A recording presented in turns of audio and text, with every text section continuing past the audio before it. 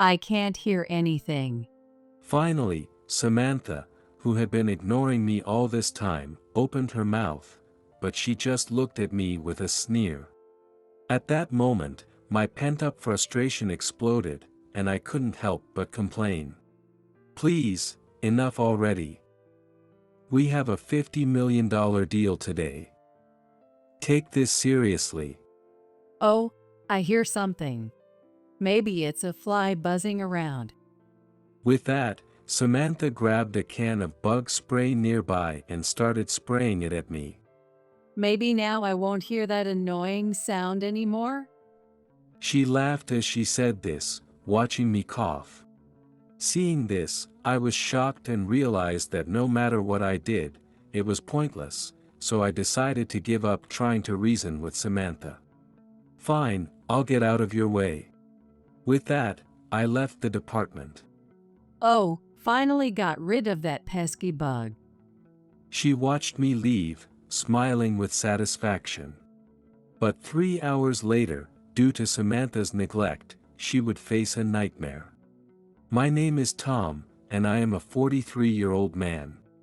I currently work in the sales department of Johnson Construction Corporation, a major construction company.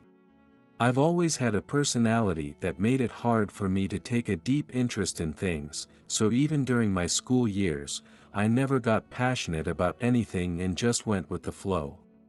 Due to my parents' recommendation, I enrolled in a local university, where I didn't join any clubs and just attended classes before heading home.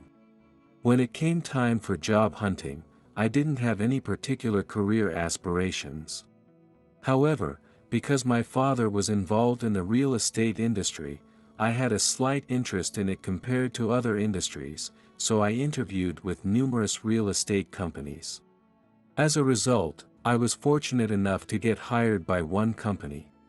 After graduating from university, I joined the company and was assigned to the sales department, where I learned the ropes and sales techniques from my senior colleagues. At first, I struggled with the unfamiliar work and found the tedious tasks frustrating, but gradually, I got used to the job and started taking a proactive approach. I began actively engaging in sales activities, achieving good results, and becoming someone my colleagues could rely on. However, after 20 years, a major turning point came into my life. I was scouted by the Johnson Construction Corporation where I currently work. Although I really liked the real estate company I was with at the time, I also had an interest in the construction industry, so I explained the situation to the president of the company I was working at that time and sought his advice. I was prepared for him to try to stop me, but he readily agreed and encouraged me, giving me the push I needed.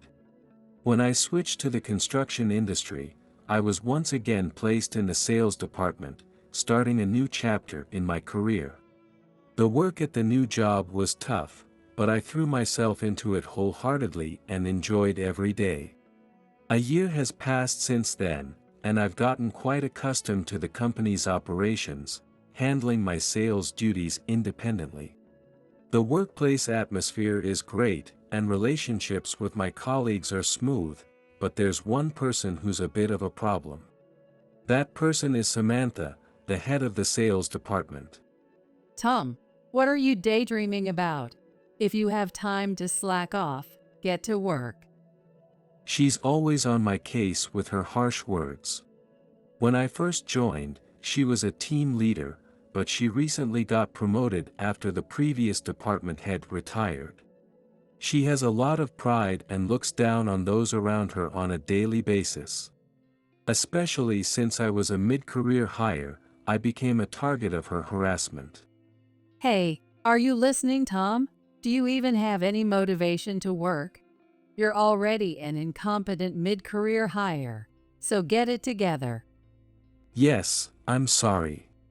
Samantha's harassment escalates day by day, and recently she's been calling me useless and insulting me. Moreover, she's been clearly increasing my workload compared to other subordinates for the past few days. Tom, here's some additional work. The deadline is tomorrow. What? Tomorrow. That's impossible. I already have another deadline coming up. When I refuse the work, she immediately furrows her brow and starts to get angry. What are you talking about? Complaining over 1 or 2 extra tasks? You're really useless.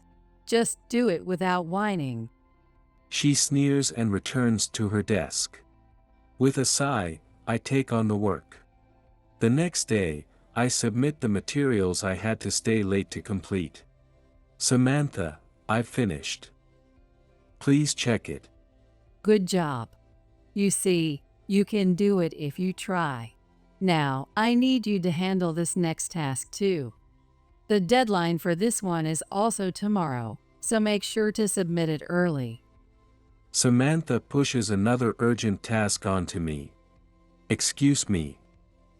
I already have other work. Could you ask someone else? What did you say? Are you defying my orders as your boss? I'm asking you to do it. You can handle this much, can't you? If you refuse, I'll fire you. She threatens me and forces me to take on the work. I reluctantly take on the work to avoid any further trouble.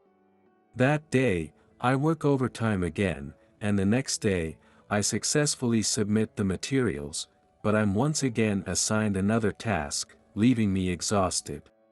While handling the tasks from Samantha, my own deadlines are also approaching, leading to continuous overtime.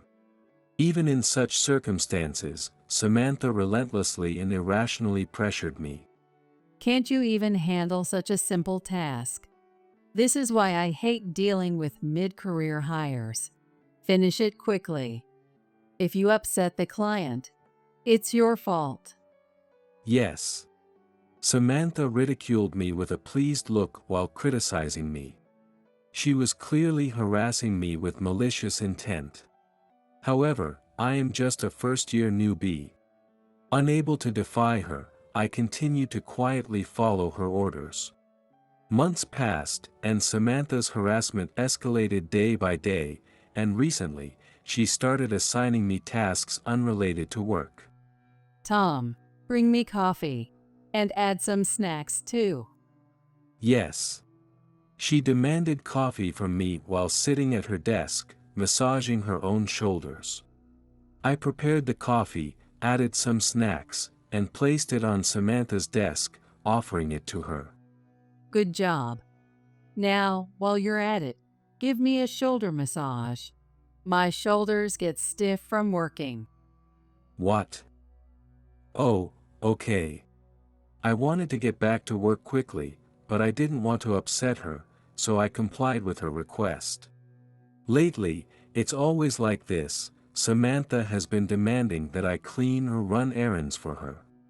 Every time, I comply, but she always adds complaints or snide remarks. What is this? The coffee is too hot. I can't drink this. And be gentler with the shoulder massage. If it hurts more, it will affect my work. Today, Samantha started complaining again, and my pent-up frustration finally exploded. I ended up talking back. If that's the case, why don't you make your own coffee? Why should I have to stop my work to take care of you? What? What did you say? She turned to me, glaring sharply. Are you defying me? Are you trying to rebel? You've got some nerve. Well, no. But isn't it true? If you make your own coffee, you can control the temperature. Oh my. Talking back to your boss like that. I can't believe I've been giving work to such an incompetent employee. Though she was taken aback by my retort, she showed her anger. You're really brave. That's it. You're useless. You should just quit already. Samantha said this as she pushed past me and went out for lunch. Though it wasn't the way I wanted, I felt relieved to be free from her. An hour later, Samantha returned from her lunch break and, as usual, walked past me without a word and went back to her seat. At that moment, I had just finished the documents with a looming deadline, so I approached her desk to get them checked. "Excuse me, Samantha. I've completed the documents. Could you please check them?" Feeling a bit awkward, I spoke to her for the sake of work. However, Samantha remained silent. "Excuse me, Samantha." She didn't say a word, just looked at the documents and then waved me off with the back of her hand. It seemed she had now decided to harass me by ignoring me. Realizing her intent, I assumed the documents were approved and returned to my desk. Even in the days that followed, Samantha continued to ignore me but still piled work on me. She would leave a stack of files on my desk and then return to her own desk to resume working. I regretted my earlier defiance, which had made the situation even more troublesome. However, since it was already done, I decided to accept the situation and focus on my work. A few days later, I started preparing for a business meeting scheduled for that day. The client for this meeting was Smith Real Estate, a major real estate company our firm had been targeting for a long time. Smith Real Estate is well known domestically and highly regarded by its peers. Our company had been trying to establish a partnership with them for a while, but it hadn't been successful. However, it seemed that Smith Real Estate was now looking to expand, and as part of that effort, they had agreed to this meeting with us. If this deal goes through, it will secure a $50 million transaction and significantly contribute to our company's growth. That's why the entire sales department, including our CEO, Mike, is determined to tackle today's meeting with great enthusiasm. I felt very honored to be entrusted with this important meeting, but I was also filled with anxiety because Samantha was going to be present as well. She continued to ignore me, and I dreaded being alone with her. Can this really go well at this rate? Despite these thoughts, with only 3 hours left until the meeting, I continued to prepare to head to Smith Real Estate, the meeting venue. "Alright, I think everything is ready. Samantha, could you please go over the presentation with me before we head to the client's office?" In this meeting, I was set to handle most of the presentation. Given the importance of the meeting, I wanted to make sure everything was perfect. However, despite the significance of the day, she continued to harass me. "Can you stop this childish behavior on such an important day? At least today, talk to me properly." I pointed this out, but Samantha kept ignoring me. "Samantha, I'm getting really angry now." I can't hear anything. Finally, Samantha, who had been ignoring me all this time, opened her mouth, but she just looked at me with a sneer. At that moment, my pent-up frustration exploded, and I couldn't help but complain. "Please, enough already. We have a $50 million deal today. Take this seriously." Oh, I hear something. Maybe it's a fly buzzing around. Samantha maintained a calm expression even as the surrounding employees were surprised by my outburst. She exaggeratedly looked around the area. "I'm really getting angry. You insult and harass me every day. What do you dislike about me so much?" Oh, the buzzing is so annoying. Maybe I should spray it. With that, Samantha grabbed a can of bug spray nearby and started spraying it at me. "Wait, stop it." Maybe now I won't hear that annoying sound anymore. She laughed as she said this, watching me cough. Seeing this, I was shocked and realized that no matter what I did, it was pointless, so I decided to give up trying to reason with Samantha. "Fine, I'll get out of your way." With that, I left the department. Oh, finally got rid of that pesky bug. She watched me leave, smiling with satisfaction. But 3 hours later, due to Samantha's neglect, she would face a nightmare. Meanwhile, I had been out visiting clients, but now I was at a restaurant for my lunch break. That meeting with Smith Real Estate was scheduled to take place at that very moment. However, I was no longer concerned about the meeting. Ignoring its importance, I enjoyed my meal at the restaurant. Then, my phone started ringing. It was Samantha. Guessing it was about the meeting, I decided to ignore her calls as payback for her harassment. Even after my lunch break ended and I resumed my client visits, Samantha kept calling dozens of times, but I continued to ignore them and focused on my work. 2 hours after the scheduled meeting time, I finished my client visits and was on my way back to the office when I ran into Samantha, who was walking with her shoulders slumped. She noticed me and stormed over, furious. Hey you. Why didn't you answer your phone? I was in a lot of trouble. Samantha glared at me, seething with anger. I kept my cool and responded dismissively. I was busy with work. Someone piled a lot of tasks on me. Could you stop calling me repeatedly during work hours? Work. You ignored the meeting, and you're talking about work. Samantha, in frustration, scratched her head. Seeing that she had gone to the meeting, I asked her how it went. So, how did the meeting go? Did it go well? Of course not. Why do you think I was calling you so much? Because of you, the meeting was a disaster. Samantha vented her anger and explained the situation. After I left the company, she had apparently been handling other tasks before heading to the meeting. However, when the time came to go to Smith Real Estate, I didn't show up. Nevertheless, Samantha took the materials I had prepared and went to the meeting alone. When it was time for the presentation, she tried to speak to the executives at Smith Real Estate but froze completely. The truth was, she had no idea about the flow of the presentation and didn't know what to say from the start. She probably overestimated herself, thinking she could handle it without preparation. In the end, the meeting didn't progress at all, and unable to bear it, Samantha lied about needing to go to the restroom and called me.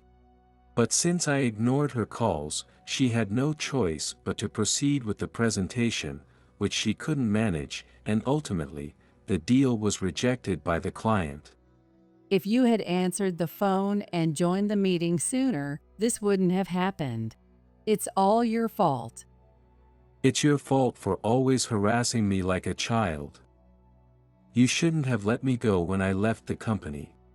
I thought you'd come back soon, but when you didn't, I assumed you had already gone to the client's office and left.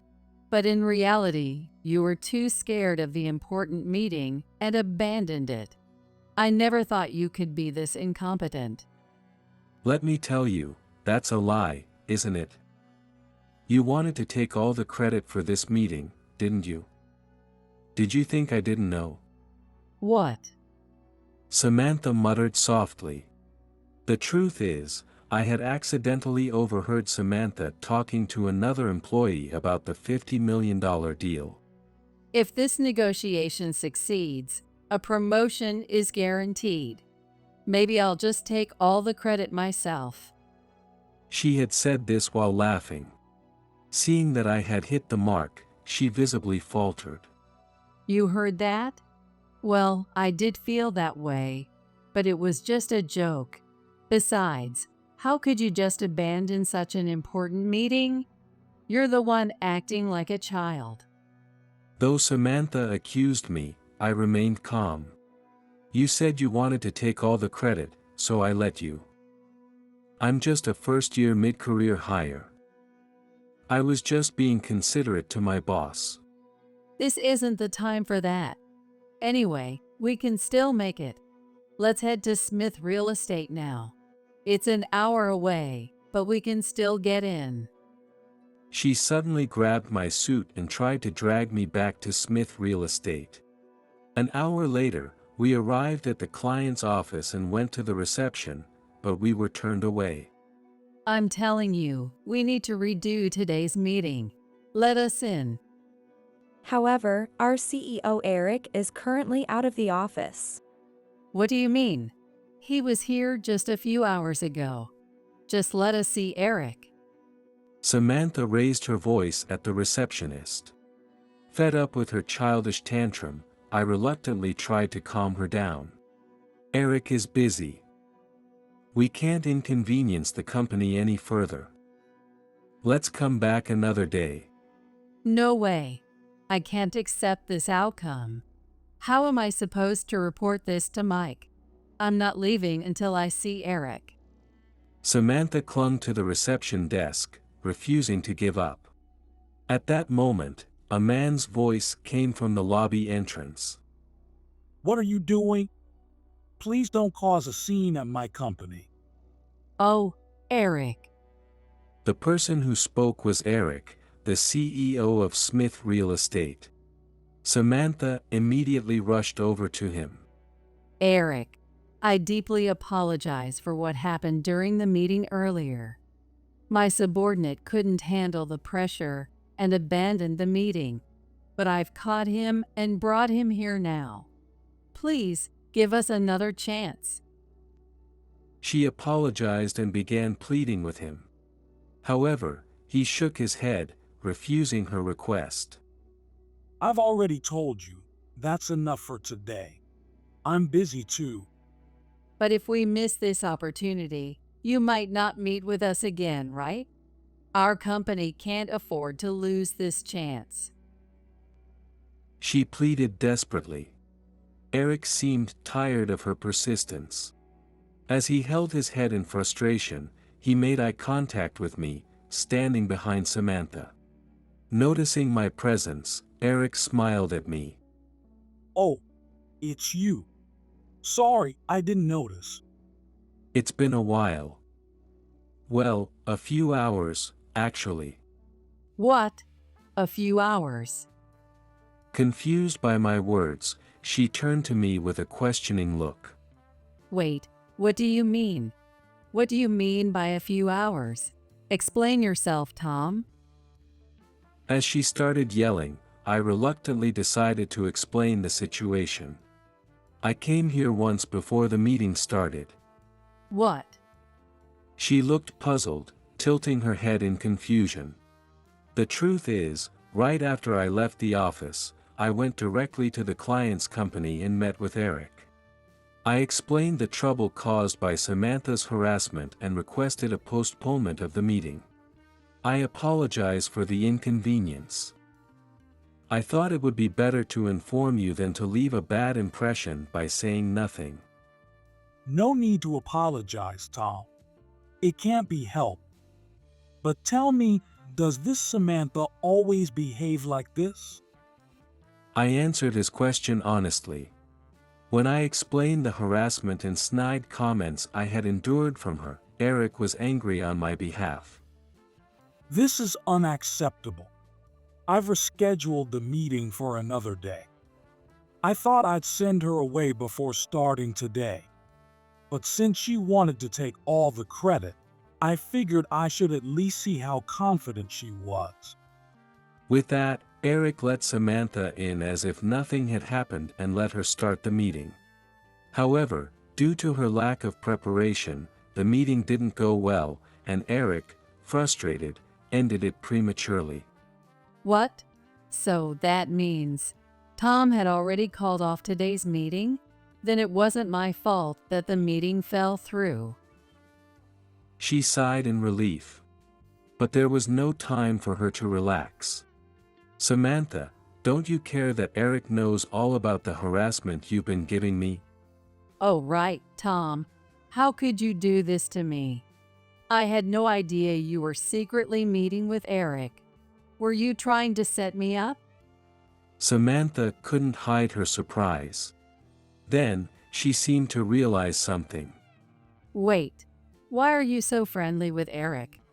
You only joined last year as a mid-career hire, so you shouldn't know each other. And why would Eric listen to an incompetent employee like you? Samantha questioned both me and Eric alternately. Feeling there was no need to hide it anymore, I decided to reveal the truth.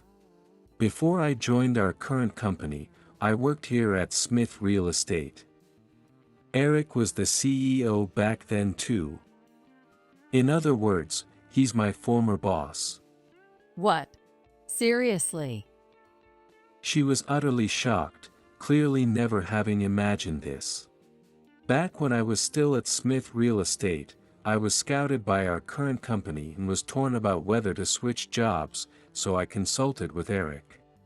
I've been scouted by Johnson Construction Corporation. I'm still undecided, but I'm interested in the construction industry and am considering a career change. When I spoke frankly, Eric looked disappointed but respected my decision. I see. It will be tough for us without you, but if that's what you want, you should definitely make the move. He didn't try to stop me and saw me off with a clear conscience. That encouragement helped me make the decision to join Johnson Construction Corporation. Samantha, who had been listening to the story, seemed unsatisfied. Why is someone like him so valued? Tom is an incompetent mid-career hire. How could Mike have scattered him? Unbelievable. Despite her outburst, Eric immediately defended me. He's a hard worker and was always at the top in sales. He was quick to learn and very capable. Didn't you see that in Tom? Well, Samantha pondered for a moment. She seemed to recall a few instances that made sense. now that you mention it, no matter how much work I dumped on him, he completed it perfectly, with almost no corrections. Exactly. Tom may not realize it himself, but he's truly talented, and our company grew thanks to him. That's likely why Johnson Construction wanted him so badly. Since they couldn't secure a contract with us, they decided to take our employees. It's a sneaky tactic. Eric still seemed to hold a grudge about me being poached. That's why he can't bring himself to like our company. Apparently, he's harbored resentment because many employees have been poached by Johnson Construction in the past. Still, Tom contributed a lot to our company for a long time. As a way of repaying that, I agreed to take on the meeting with Johnson Construction on the condition that he would be involved. I was also happy to agree to the postponement. I'm sorry to have involved you in our situation. It's fine. I trust you. Besides, with you at Johnson Construction, I'm sure you'll achieve significant growth. If we can do business together, it will be beneficial for our company too. As Eric said this, Samantha, who had been listening in a daze, suddenly began to beam with excitement. What? Did you say, if we can do business together? So you'll sign the contract with us, right? Please. This means my promotion is guaranteed, and a salary increase too. She was elated, but Eric glared at her in exasperation. That's what I initially thought. However, I don't want to do business with a company that has a boss who harasses her subordinates. What? Samantha began to panic at his decision. Excuse me, but what do you mean by that? I mean exactly what I said. I told you I heard everything from Tom. The boss who harasses her subordinates is you. What? No, that's not true. Please listen to me, Eric. It's all Tom's lies. You shouldn't believe anything he says. Samantha tried to deny it, but Eric wasn't swayed. When it comes to trust, my relationship with Tom goes back much further. If you're going to keep lying, then I'll have to call off the deal. Sorry for Tom. No way. Please reconsider. I beg you. Suddenly, she started to apologize. I was surprised to see Samantha, who was known for her pride, acting this way. I'm not trying to lie. Please, Eric, give our company another chance. Tom, apologize right now. She angrily shouted at me as I stood there. But before I could say anything, Eric responded firmly. Don't you dare order Tom around. This is all your fault. Until you change your attitude, I will never do business with Johnson Construction. I'm sorry. I truly apologize. Samantha apologized to Eric again. However, his anger did not subside. Don't just apologize to me. Apologize to Tom. He's the one you troubled the most. But If you can't do that, there will be no deal. You might as well go back to your office. Given his ultimatum, Samantha reluctantly complied. Tom, I'm really sorry. I may have gotten carried away after my promotion to department head. Please forgive me. Although she apologized, I couldn't forgive her. I won't be fooled by your meek attitude. This apology is just for now, isn't it? Once we're back at the office, you'll return to your usual behavior. Do you have any idea how much of your true nature I've seen? No, I won't. I won't push work onto you or ignore you anymore. Not going to spray bug repellent on me anymore? I asked with a sly smile, and Samantha turned pale. Don't say that so loudly. Don't worry. I've already reported everything to Eric, including how it felt and even the taste of the spray. Both were bitter, it seems. I can't believe someone could do something so horrible. It makes me question your humanity. Eric's criticism hit home, and Samantha broke into a cold sweat, lowering her head. What's wrong? I can't forgive you unless you promise to stop the harassment. Remember this. When we get back to the office, I'll pour hot coffee on you next time. What? Coffee? What do you mean by that? Eric immediately glared at Samantha. She began to tremble. No, I didn't mean anything by it. Well, seeing Samantha's behavior, I regret letting Tom go. I have nothing more to say to you. Leave with him. By the way, I'll be calling Mike right after this to inform him of what happened. What? Samantha's face turned even paler as she trembled in fear, anticipating what was to come. Wait, please. I'll report it myself. I can't trust you to explain things honestly. I'll make the report. That way, Mike will accept the truth immediately. Don't do that. If you do, I'll lose my promotion. She seemed more concerned about her promotion than the fact that she had disgraced the company. I was increasingly disgusted with Samantha. Samantha, let's just go back today. Eric, I'm sorry for all the trouble we caused. It's fine. I'm sorry as well. Even though we agreed to postpone the meeting, it ended up being canceled. Not at all.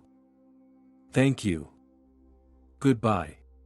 With that, I gave up and left Smith Real Estate. Tom, I'm so sorry. It was all my fault. Please ask Eric to reconsider. On the way back, she repeatedly apologized and begged me to convince Eric. But I ignored her, paying her back for her harassment, and silently returned to the office. An hour later, we arrived back at the office and went straight to the CEO's office to report. Mike was already aware of the situation and directed his anger at Samantha. What were you thinking? We just poached Tom, and now you're risking losing him. After a severe reprimand, Samantha was ordered to take an extended leave of absence. Mike then began discussing her fate with the executives. Considering the harassment of subordinates, her intentional sabotage to take credit, and the resulting ruined deal, they decided to take strict action against Samantha. She was fired and faced with a demand for damages, leaving her in debt. Samantha tried to find a new job to repay the debt but failed due to her age, so she had to start working part-time. However, that workplace was notorious for bullying newcomers, and she became a target. She is currently enduring harassment about her age and appearance but continues working to repay her debt. As for me, without Samantha, I naturally focused more on my work and continue to work at Johnson Construction. While our relationship with Smith Real Estate ended after that incident, Eric, out of guilt, introduced us to another real estate company. After doing my best in negotiations with that company, I successfully secured a deal, contributing to our company. Why don't you come back? Eric has invited me back several times, but now that Samantha is gone, I feel comfortable at Johnson Construction, so I've declined. However, Eric hasn't given up and occasionally tries to recruit me. While I might consider returning in the future if the opportunity arises, for now, I am committed to doing my best at the construction company.